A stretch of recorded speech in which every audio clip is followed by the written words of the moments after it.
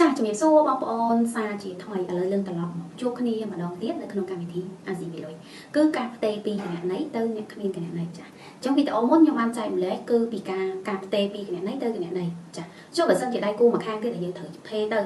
ត្រូវផ្ទេរទៅក៏អត់មានគណនីផងផ្ទេរបានអត់តាមវគ្គអាស៊ីវីលុយចាគឺបានអត់ពិបាកត្រូវទៅដល់កន្លែងក្នុងការវេចាត្រូវឈរចាំត្រូវខ្លាចកូវីដត្រូវខ្លាចអីខាងពេលវេលាអីញ៉ៃញ៉ៃគឺទាញទៅទូរស័ព្ទវេទៅអូខេហើយលេខកូដ6ខ្ទង់ឲ្យទៅខាងដៃគូមួយខាងទៀតយកលេខកូដទៅដកជាមួយនឹងភ្នាក់ងារជាការសារជាត្រូវចាអញ្ចឹងចង់ដល់ process នៃការផ្ទេរ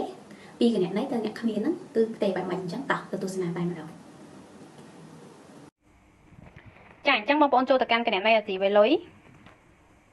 ហើយបន្ទាប់មកធ្វើការគូសនៅលេខសម្ងាត់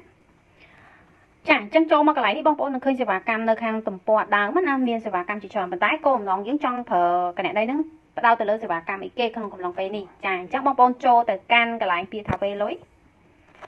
អញ្ចឹងដៃគូមួយទៀតដែលបងប្អូនធ្វើការផ្ទេរទៅហ្នឹងគឺគាត់អត់មានគណនីអាស៊ីវីលុយទេអញ្ចឹងបងប្អូនមានគណនីតែមួយខាងទៀតក៏អត់មានទេប៉ុន្តែគាត់អាចយកលេខកូដទៅដកជាមួយនឹងភ្នាក់ងារបានអញ្ចឹងបងប្អូនស្រេចយកពាក្យថា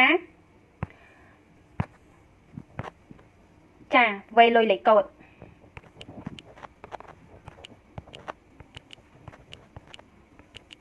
ចាអញ្ចឹងយើងធ្វើការ select currency មកថាតើយើងចង់វេទៅប៉ុន្មានអញ្ចឹងខ្ញុំវេទៅ20000ចាអូខេអញ្ចឹងបងប្អូនយកពាក្យថាបញ្ជូនបន្ទាប់ពីបងប្អូនធ្វើការផ្ទេរឲ្យវាយលេខសម្ងាត់បញ្ចូលបងប្អូននឹងទទួលបានលេខកូដមកតែម្ដងចា